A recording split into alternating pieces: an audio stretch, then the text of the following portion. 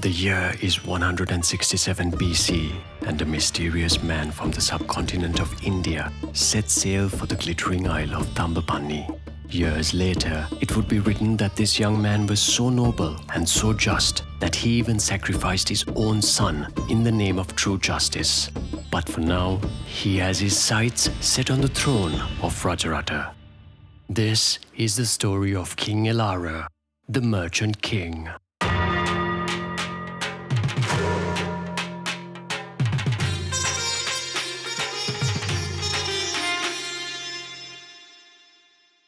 An accurate telling of the story of Elara, or Elalan as he is sometimes referred to, is a difficult one. His origins and ethnicity remain shrouded in mystery. Even his name is disputed in recent times.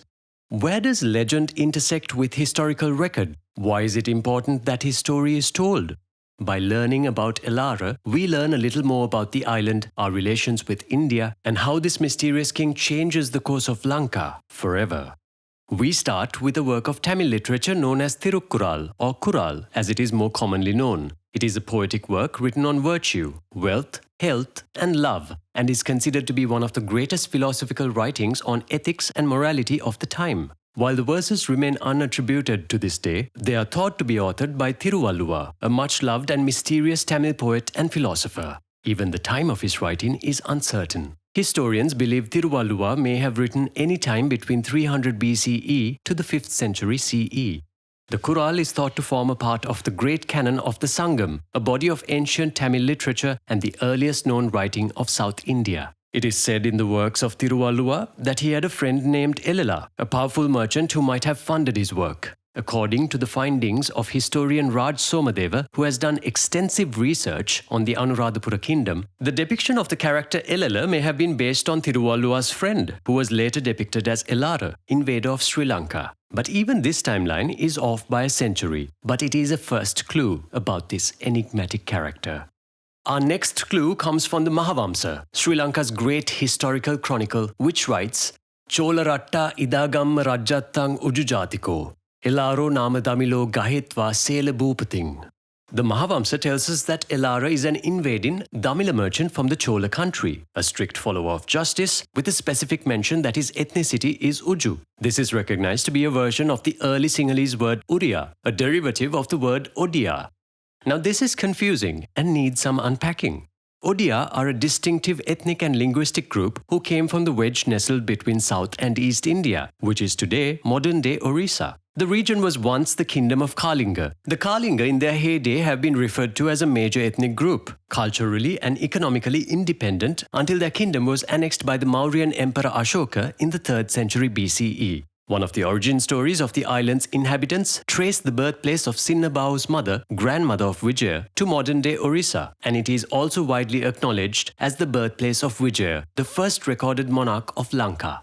What of the word Damilo to mean of the Tamil race? Unhelpfully, the word is thought to be used in the Mahavamsa to mean Dravidian, an umbrella term to refer to most of the South and East Dravidian kingdoms that include both Kalingas and Cholas. Why is this description confusing? Because, according to historical record, the Chola of the south and Kalinga of the east were sworn enemies. The Cholas are a Tamil nobility which emerged to form an independent and far-reaching influence, culturally distinct and economically autonomous from the north of India. But it is not their time yet. They were avid builders, extensive contributors to Tamil literature and maritime explorers who grew out of relative obscurity into an imperial power. Their fertile lands were sought after as the Kaveri River that runs west to east across the lower third of India extensively irrigates what is modern-day Tamil Nadu, creating fertile valleys which envelope it, enriching local agriculture. At its peak, the Chola Empire's influence extends far beyond its conquered territories of South and East India and Lanka, but also Northeast India. In the 11th century, the medieval king Rajendra Chola I even pioneered a naval expedition to the Malayan peninsula, Sumatra, Java and its nearby islands. King Rajendra Chola even renamed Lanka as Mummadi Chola Mandalam and held significant power over Rajarata for half a decade. But that is a story for another time. The Cholas would take much more time to build up this influence, and before their peak, they were constantly under attack, and before they became formidable, a loose confederation of Tamil kings banded together to close ranks on the south to protect against the Kalinga and northern influence. While there is a great dispute about the timing, there is enough to suggest that Elara was born in the 2nd century BCE, placing him during the reign of King Kharavela of the Kalingas, who were powerful and expansionary at the time. What is life like for the young Elara in the era of this king? The king is written about quite flatteringly in Hathigumpa, rock inscriptions in the caves of Udayagiri in present-day Odisha. Salutations to the Arhats by illustrious Kharavela, the Aira, the Great, the descendant of Mahameghavana, increasing the glory of the Chedi dynasty, endowed with excellent and auspicious marks and features, possessed of virtues that have reached the four corners, overlord of Kalinga.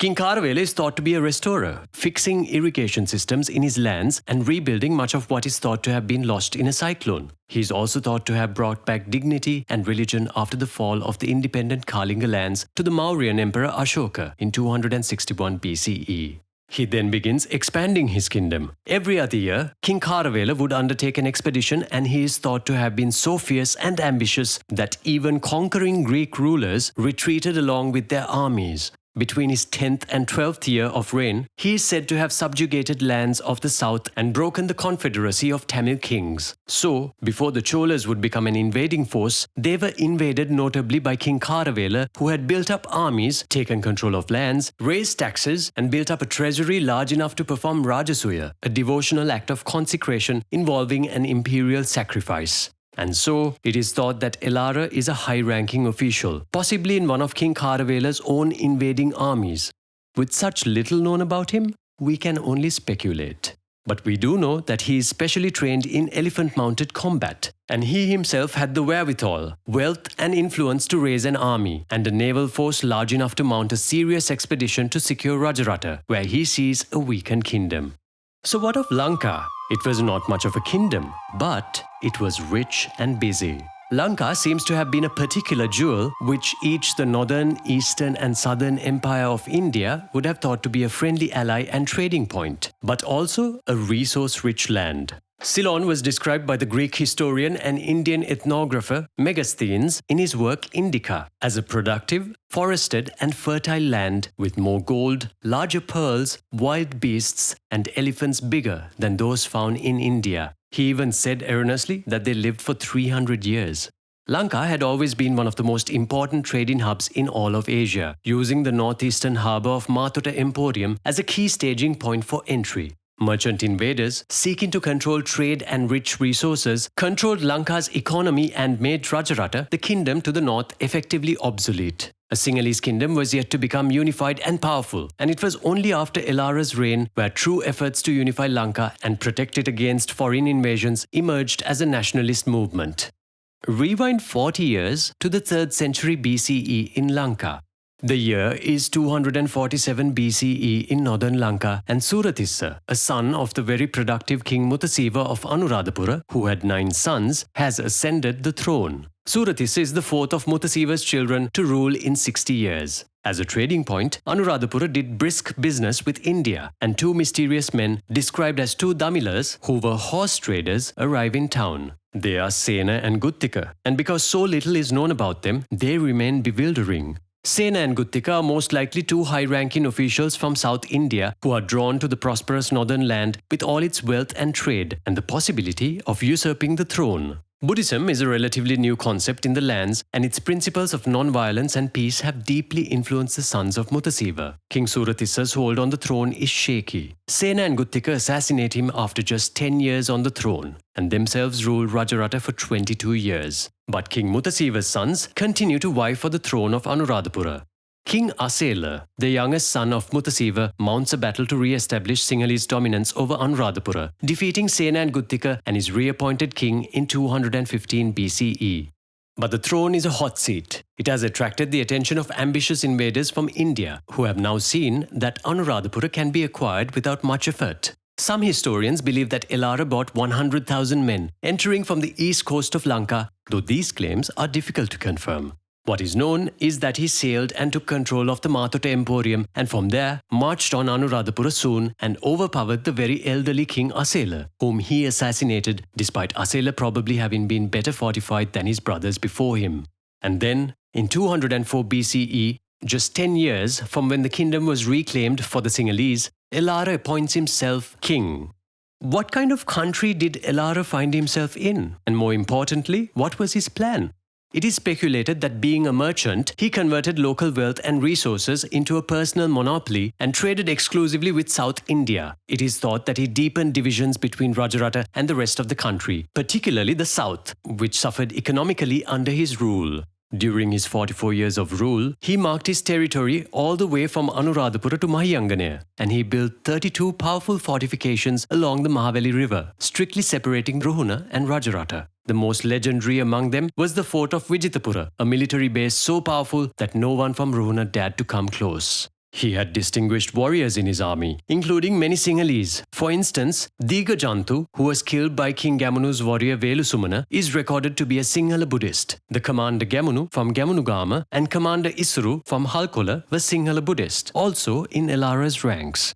In his courts were prominent Sinhalese officials including Nandi, whose son was Nandi Mitra, the prized commander in King Gamunu's army. But it is impossible to forget his most trusted soldier in the battleground, Mahapabbata, meaning the mountain. A tusker carefully picked from a rare breed of superior elephants at a tender age and exceptionally trained in warfare. Dressed from head to tail in thick armor, with his massive tusks encased in metal, Mahapabbata, together with King Elara sitting astride him, were a formidable force to reckon with. The Mahavamsa goes on to describe that King Elara, whilst not being Buddhist himself, supported Buddhism. He was known as Elara the Pious in the chronicle, but he is most widely known for his love of justice. There are 4 stories popularized by the Mahavamsa to support this notion. First, the story of the bird. Now, it is said that King Elara had a bell hung at his court, and anyone who believed that there was an injustice perpetrated on them or desired a judgment at law could ring it. One day, a snake had slithered into the nest of a bird and had eaten the bird's chicks. The heartbroken bird mother rings the bell and shares her grief with Elara, to which King Elara responds by cutting open the snake and hanging it on a tree for all to see. Next, the story of the rain. A woman had come to the king to complain of a great injustice by the gods. She had laid out her rice to dry in her land, and an unseasonable rain had destroyed her harvest. King Elara had undertaken a solemn oath and a fast that invoked the king of the gods, Sakka. Sakka was so moved that he corrected this anomaly and only went on to provide rain during the expected season. The practice of Satyakriya, or an assertion of moral truths that even call the gods into order, is practiced by many Buddhists and is also found in Hindu and Jain texts. This would have endeared him to the locals. Thirdly, the story of the calf. It is said that King Elara had a son and a daughter. One day, Elara's young princeling was on his way in a chariot when the wheel of his chariot runs over a calf who was resting on the road with its mother. Legend has it that the cow, overcome with such grief, rang the bell at Elara's palace. The story attempts to depict Elara as wanting to dispense justice. In his mind, the only justice would be for himself to suffer as much as the cow, and that the king ordered that his own son be beheaded under the wheels of the chariot, just as the calf had died. Now, the first 2 stories might be confidently dispensed with as pure fiction. The third, however, has an interesting origin and sheds some light on how historical chronicle itself might come to be. Much of what is pieced together of Elara in the Mahavamsa has been recorded presumably when the Mahanamathero, writing in the 5th or 6th century, more than 700 years after the events themselves, relied on interviews with South Indian merchants who traded heavily with Lanka. He may have done this to avoid biases from local Sinhalese, but there is much fiction and confusion added to the record, tied in with Tamil legend. This third story is unfortunately plagiarized almost word to word from the great Tamil epic, the Periya Puranam, and its legend of King Manuniti Chola. The great Chola king, known as Manu, kills his own son Vidi Vidangan under a chariot wheel to dispense justice to a cow that had lost its calf after it rang the king's bell of justice. He would later go on to be immortalized as a Manuniti Chola, meaning Manu the Righteous. A depiction of the scene is memorialized for all to see, outside the High Court of Madras today. Confusing, right? But it is mentioned in the chronicle that Elara was just to his citizens and allowed people freedom to practice their faith, and that the king paid visits to the Buddhist clergy to ensure their needs were met. The one story that may ring true is one where the king's chariot had accidentally damaged a stupa, which displeased the Buddhist officials of his court and clergy. King Elara responds by saying he is ready to accept death as his punishment, but the ministers urged that a sum of 15,000 kahavunu to renovate the structure would suffice. Now, at this time, the king of Runa to the south of Lanka is Kavantissa, the son of King Gotabaya and the grandson of Asela. He is a direct descendant of the house of Vijaya and the heir presumptive to the throne of Anuradhapura. He has held the throne for a year when Elara invades Rajarata and appoints himself king. Elara's hold of the Matota Emporium and Rajarata territory grows, and soon Runa's trade and economy is stretched thin. Kavantissa feels strongly about the loss of the kingdom and now the degradation of Runa at the hands of a foreigner. But he chooses not to mount an attack on Rajarata just yet. Kavantissa understands that Runa will not survive a retaliatory attack, but his military prowess is far from weak. Kavantissa bides his time mustering up an impressive military power and making a formidable kingdom out of Runa. The most well-known among his plans is his initiative to appoint 10 great commanders with skills so exceptional that history remembers them to be superhuman. But Elara is not an ignorant ruler. He knows that Kavantissa is scheming. Still, for years, the two kings do not exchange hostilities prematurely. They are patient and wait for just the right time. But Kavantissa has something Elara does not. He believes the throne is his destiny. The older of Kavantissa's two sons, Gamini Abaya, shows great resentment towards Elara from an early age, mirroring his father's anger. After all, Elara had spilled family blood and cut off Runa from the capital completely. Elara did not wait for Kavantissa to make a move. Instead, over the years, he himself constructs an impressive military with many legendary commanders to match Kavantissa's reported military might. As they grow older and their armies and arsenals more impressive, they each know that a war will be inevitable. While the military power that King Kavantissa organized consisted mainly of local Sinhalese warriors, King Elara's armies were much more diverse. His army consisted of both locals and hired foreign soldiers, and his allies extending all the way in to India. The chronicle suggests that Elara had allied armies and warlords at his disposal should Kavantissa make his move on Rajarata. The Merchant King's story is far from over, but it is impossible to discuss further without introducing his arch-nemesis who entangles himself in King Elara's life as a means to an end. King Elara will return in our episode about Duttagamini Abaya. Thank you for watching Elara the Merchant King on Patta History. Make sure to like, subscribe and hit that bell button to get notified of new episodes. Thank you to our Patreon members for their support. Do check out our Patreon page for great membership benefits.